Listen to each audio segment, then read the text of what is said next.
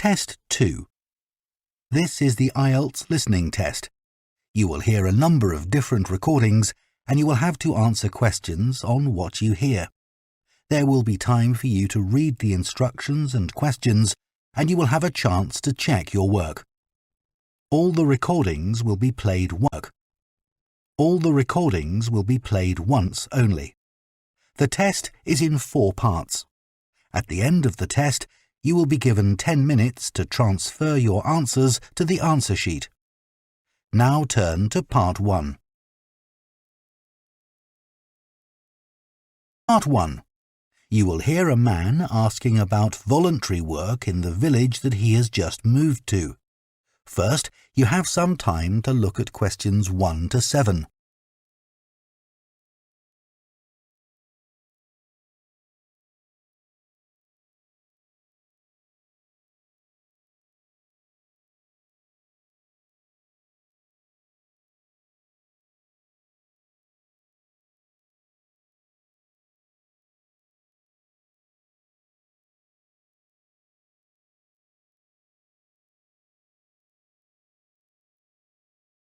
Frank Pritchard.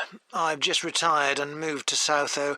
I'd like to become a volunteer, and I gather you coordinate voluntary work in the village? That's right.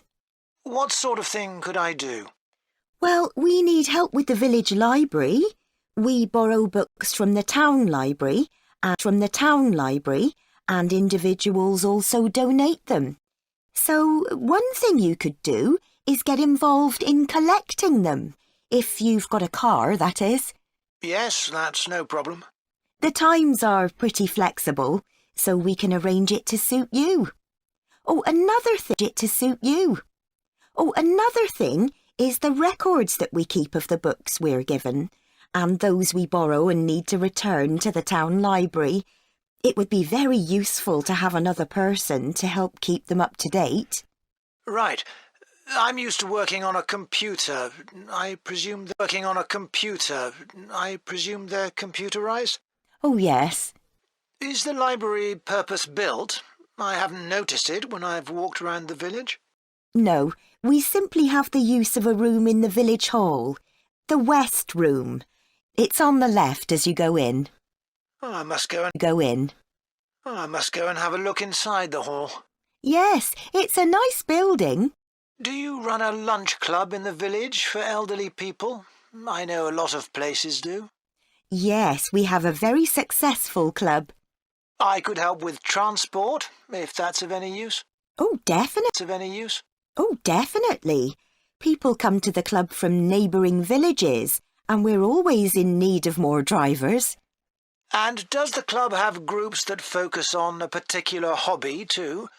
I could get involved in 1 or 2, particularly if there are any art groups. Excellent. I'll find out where we need help and get back to you. Fine. What about help for individual residents? Do you arrange that at all? Yes, we do it as a one-off. In fact, there's Mrs. Carroll. She needs a lift to the hospital next week, and we're struggling to find someone. When's her appointment? On Tuesday. It would take the whole morning. I could do that? That would be great. Thank you. And also next week, we're arranging to have some work done to Mr. Salisbury's house before he moves, as he isn't healthy enough to do it himself. We've got some people to decorate his kitchen, but if you could do some weeding in his garden, that would be wonderful. OK, I'd enjoy that. That would be wonderful. OK, I'd enjoy that. And presumably the day and time are flexible? Oh, yes. Just say when would suit you best, and we'll let Mr. Salisbury know. Good. Before you hear the rest of the conversation, you have some time to look at questions 8 to 10.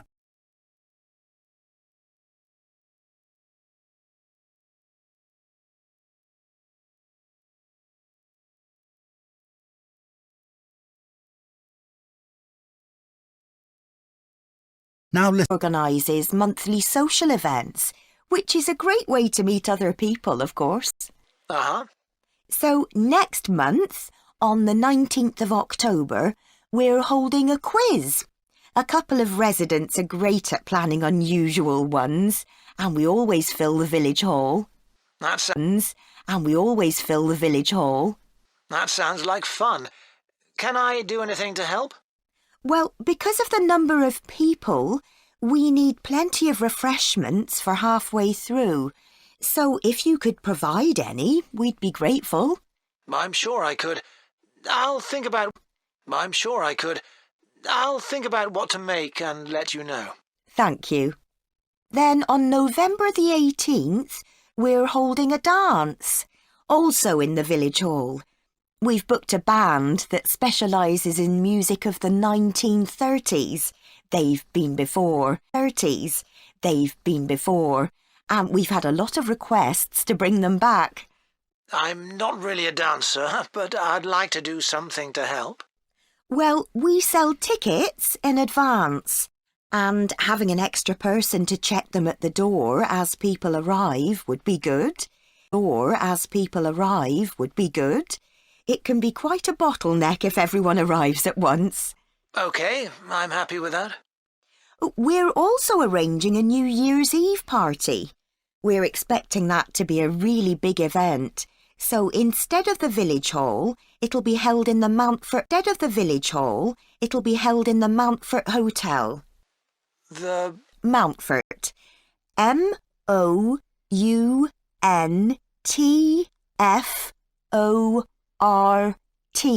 Hotel. It isn't in Southo itself, but it's only a couple of miles away. The hotel will be providing dinner, and we've booked a band. The one thing we haven't got yet is a poster. That isn't something you could do by any chance, is it? Well, actually, yes. Before I retired, I was a graphic designer, so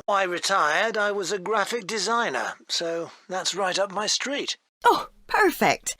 I'll give you the details, and then perhaps you could send me a draft? Of course. That is the end of part 1. You now have half a minute to check your answers to part 1.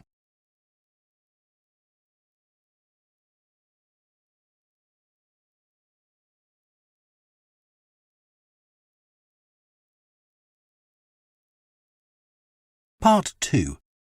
You will hear a guide at a tourist attraction called Oniton Hall talking to a group of visitors. First, you have some time to look at questions 11 to 14.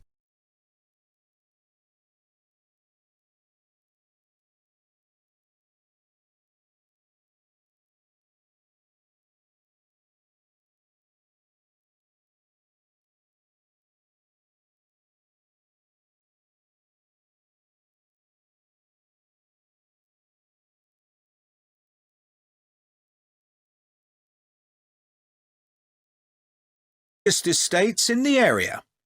My name's Nick, and I'm one of the guides. I'll give you a brief introduction to the estate while you're sitting down, and then we'll walk round. The estate consists of the house, gardens, parkland and farm, and it dates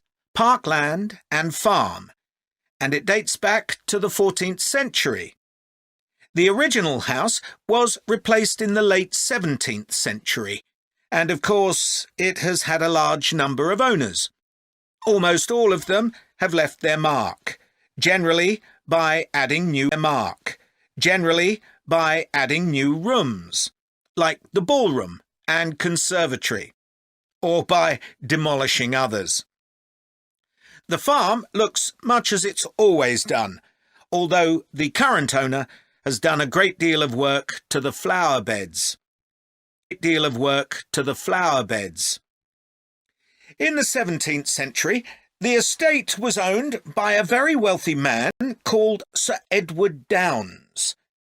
His intention was to escape from the world of politics after years as an active politician, and to build a new house worthy of his big collection of books, paintings and sculptures. He broke off contact with his former political allies and hosted meetings of creative and literary people, like painters and poets.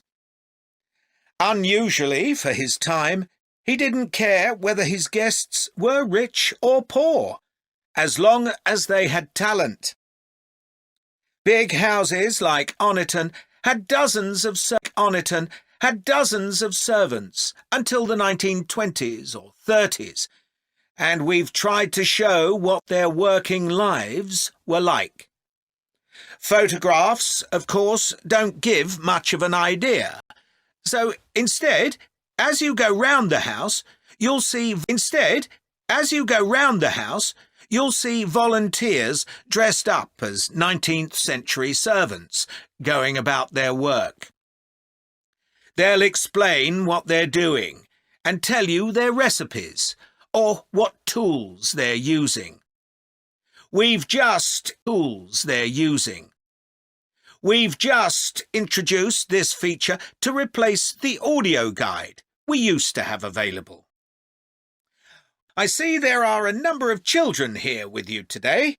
Well, we have several activities specially for children, like dressing up in the sorts of clothes that children wore in the past. And as it's a fine day, some of you will probably want to play in the adventure playground. Our latest addition is child-sized tractors that you can drive around the grounds. Before you hear the rest of the talk, you have some time to look at questions 15 to 20.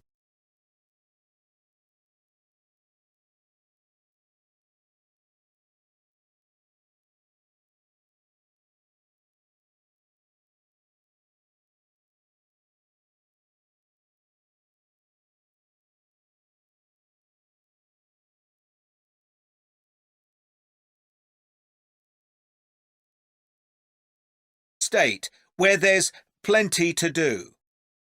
Most of the buildings date from the 18th century, so you can really step back into an agricultural past. Until recently, the dairy was where milk from the cows was turned into cheese. It's now the place to go for lunch, or afternoon tea, or just a cup of coffee and a slice of homemade cake. The big stone building that dominates the farm is the large barn, and in here is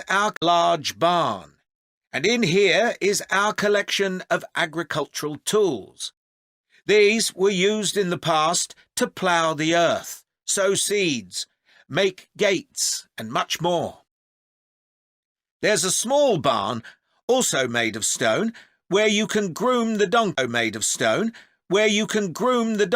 and horses to keep their coats clean. They really seem to enjoy having it done, and children love grooming them. The horses no longer live in the stables, which instead is the place to go to buy gifts. Books, our own jams and pickles, and clothes and blankets made of wool from our sheep.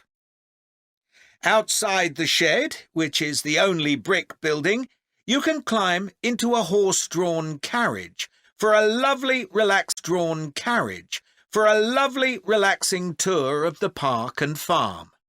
The carriages are well over 100 years old. And finally, the parkland, which was laid out in the 18th century with a lake and trees that are now well established. You'll see types of cattle and sheep that are hardly ever found on farms these days. We're helping to preserve them, to stop their numbers falling further. OK, well, if you'd like to come with me, We will start. That is the end of Part 2. You now have half a minute to check your answers to Part 2.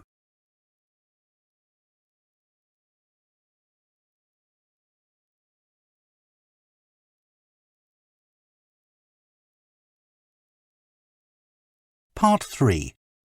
You will hear 2 theatre studies students discussing stage and screen performances of Shakespeare's play Romeo and Juliet. First, you have some time to look at questions 21 and 22.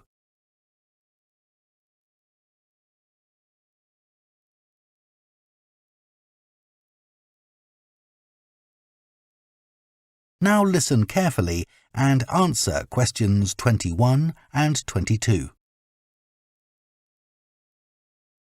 Did you make notes while you were watching the performances of Romeo and Juliet, Gemma? Yeah, I found it quite hard though. I kept getting too involved in the play. Me too.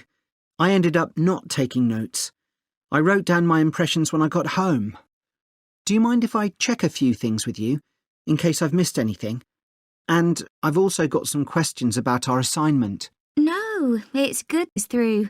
I may have missed things too. OK, great. So, first of all, I'm not sure how much information we should include in our reviews. Right. Well, I don't think we need to describe what happens, especially as Romeo and Juliet is one of Shakespeare's most well-known plays. Yeah, everyone knows the story. In an essay, we'd focus on the poetry and Shakespeare's use of imagery, etc.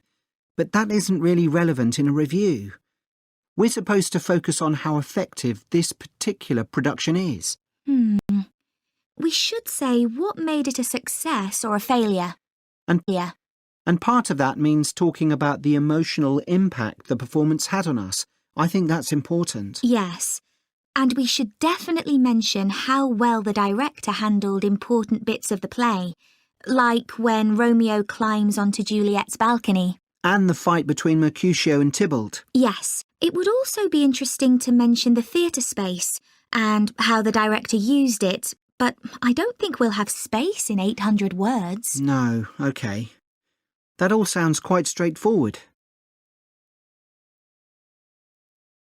Before you hear the rest of the discussion, you have some time to look at questions 23 to 30.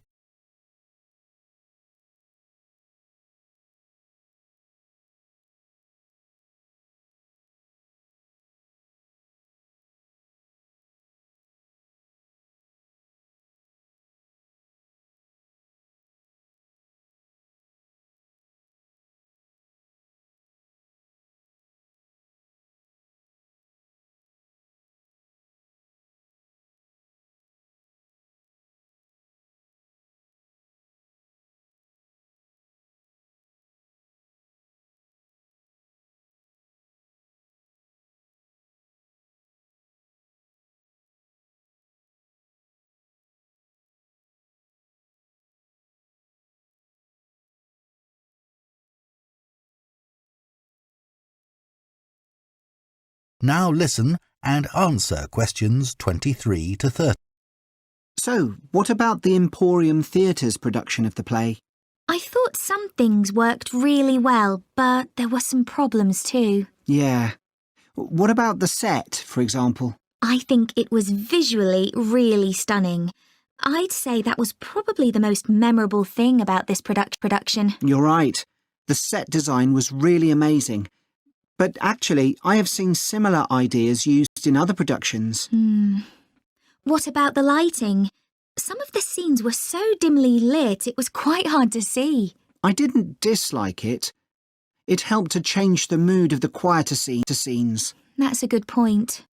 What did you think of the costumes? I was a bit surprised by the contemporary dress, I must say. Yeah, I think it worked well, but I'd assumed it would be more conventional. Me too. I liked the music at the beginning, and I thought the musicians were brilliant. But I thought because the music didn't have much impact in Acts 2 and 3. Yes, that was a shame. One problem with this production was that the actors didn't deliver the lines that well. They were speaking too fast. It was a problem, I agree. but I thought it was because they weren't speaking loudly enough, especially at key points in the play. I actually didn't have a problem with that. It's been an interesting experience watching different versions of Romeo and Juliet, hasn't it? Definitely. It's made me realise how relevant the play still is. Right. I mean, a lot's changed since Shakespeare's time, but in many ways nothing's changed. There are always tension between teenagers and their parents. Yes, that's something all young people can relate to, more than the violence and the extreme emotions in the play. How did you find watching it in translation? Really interesting. I expected to find it more challenging, but I could follow the story pretty well. I stopped worrying about not being able to understand all the words and focused on the actors' expressions. The ending's pretty powerful. Yes, that somehow intensified the emotion for me. Did you know Shakespeare's been translated into more languages than any other writer? What's the reason for his international appeal, do you think? I was reading that it's because his plays are about basic themes that people everywhere are familiar with. Yeah, and they can also be understood on different levels. The characters have such depth. Right, which allows directors to experiment and find new angles. That's really important because... That is the end of Part 3. You now have half a minute to check your answers to Part 3.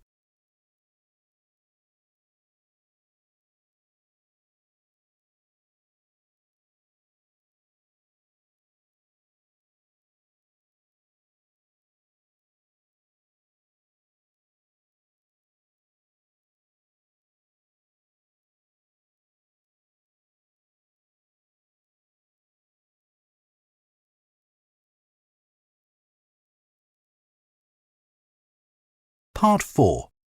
You will hear a lecturer on a languages course talking about the impact of digital technology on Icelandic, the native language of Iceland. First, you have some time to look at questions 31 to 40. 1 to 40.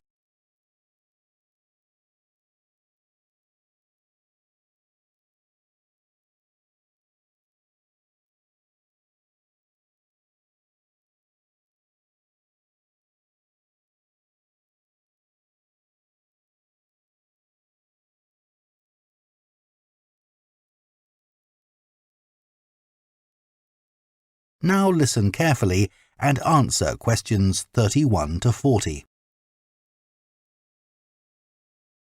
Right, everyone, let's make a start. Over the past few sessions, we've been considering world languages are in decline. And today I'm going to introduce another factor that affects languages and the speakers of those languages, and that's technology, and in particular, digital technology. In order to illustrate its effect, I'm going to focus on the Icelandic language, which is spoken by around 321,000 people, most of whom live in Iceland, an island in the North Atlantic Ocean.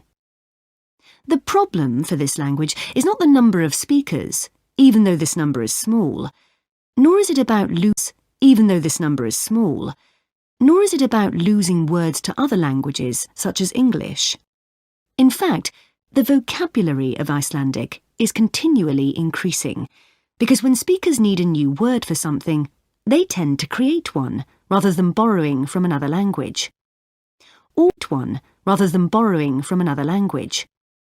All this makes Icelandic quite a special language.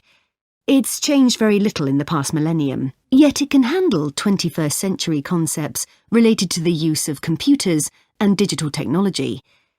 Take, for example, the word for web browser.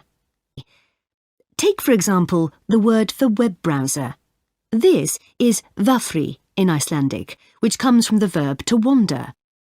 I can't think of a more appropriate term because that's exactly what you do mentally when you browse the internet. Then there's an Icelandic word for podcast, which is too hard to pronounce, and so on. Icelandic, then, is alive and growing, and it's a big but, Young Icelanders spend a great deal of time in the digital world, and this world is predominantly English. Think about smartphones. They didn't even exist until comparatively recently, but today young people use them all the time to read books, watch TV or films, play games, listen to music and so on. Obviously, this is a good thing in many respects because it promotes their bilingual skills. But the extent of the influence of English in the virtual world is staggering, and it's all happening really fast. For their parents and grandparents, the change is less concerning because they already have their native speaker skills in Icelandic. But for young speakers, well, the outcome is a little troubling. For example, teachers have found that playground conversations in Icelandic secondary schools can be conducted entirely in English, while teachers of much younger children have reported situations where their classes find it easier to say what is in a picture using English rather than Icelandic. The very real and worrying consequence of all this is that the young generation in Iceland is at risk of losing its mother tongue.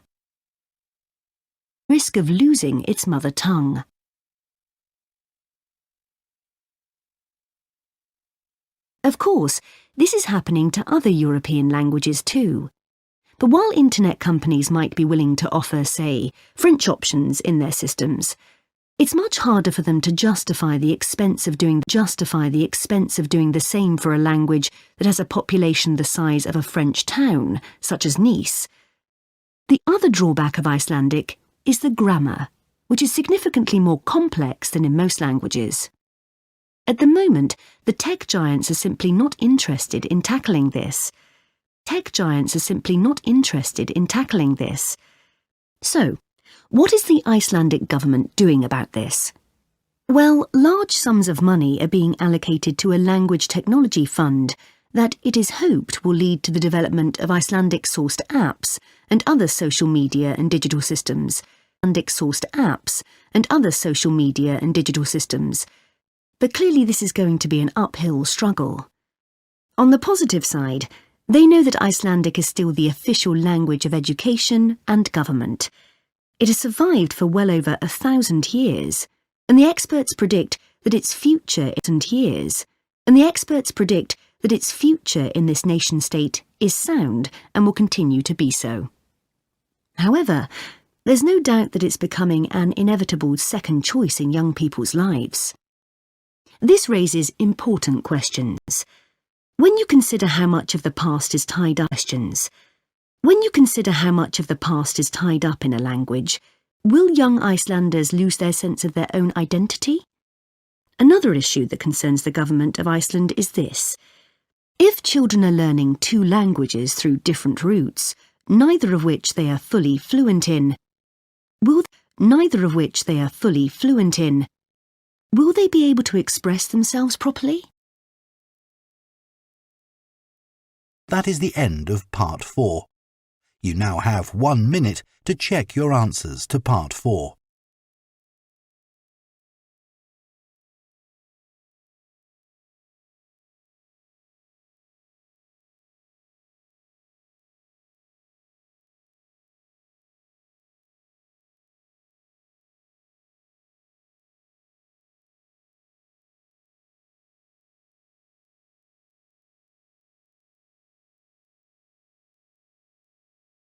That is the end of the listening test. In the IELTS test, you would now have 10 minutes to transfer your answers to the answer sheet.